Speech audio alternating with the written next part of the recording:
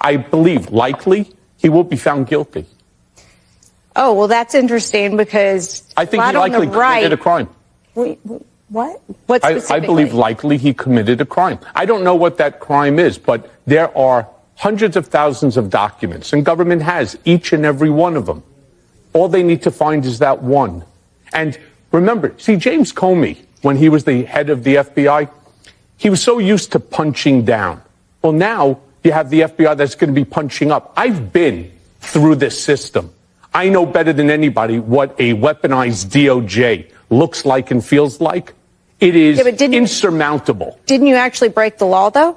With Stormy Daniels and the payment? Well, it was a campaign finance violation. Is it any different than, for example, John Yeah, Edwards, but isn't that what the law is supposed to do? Let me say I did. I pled. I pled also under some very extreme circumstances. My entire case didn't last like everyone else's. It was 48 hours. Either from a Friday to a Monday, either I plead guilty or Southern District of New York was filing an 80-page indictment that included my wife. So before we get into don't have to relitigate. right, we could relitigate the whole thing. But I believe that Comey likely will be found guilty.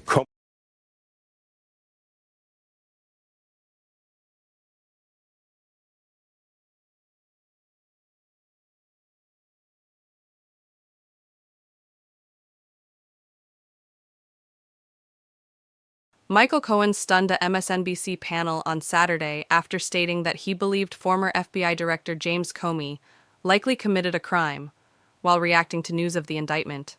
Cohen, who was Trump's personal lawyer for many years, surprised MSNBC panelists Elise Jordan, Ayman Mohyeldin, and Molly Jong-Fast by saying, "I believe likely he will be found guilty." "Well, that's interesting," Jordan said as Cohen added, "I believe likely he committed a crime." "Wait, what?" Jong-Fast added. "I don't know what that crime is, but there are hundreds of thousands of documents, and the government has each and every one of them. All they need to find is that one," Cohen said. "I've been through this system. I know better than anybody what a weaponized DOJ looks like and feels like. It is insurmountable."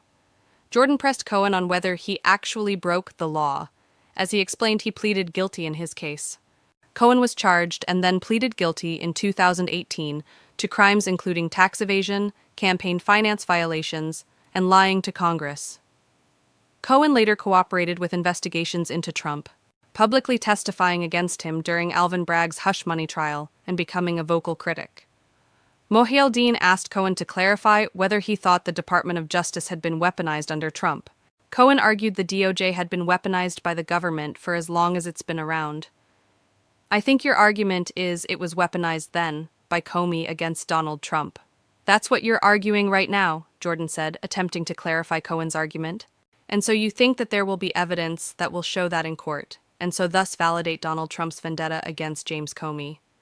Cohen agreed and said, "I couldn't have said it better myself." Comey was indicted by a grand jury on 2 counts: alleged false statements within the jurisdiction of the legislative branch and obstruction of congressional proceeding. Comey will reportedly turn himself in on Friday, and his arraignment is set for 10 a.m. on October 9th in Alexandria Courtroom 600 before District Judge Michael S. Nachmanoff. Fox News Digital exclusively reported in July that Comey was under criminal investigation by the FBI. The probe into Comey centered on whether he lied to Congress during his September 30th, 2020, testimony about his handling of the original Trump-Russia probe at the FBI, known inside the Bureau as Crossfire Hurricane.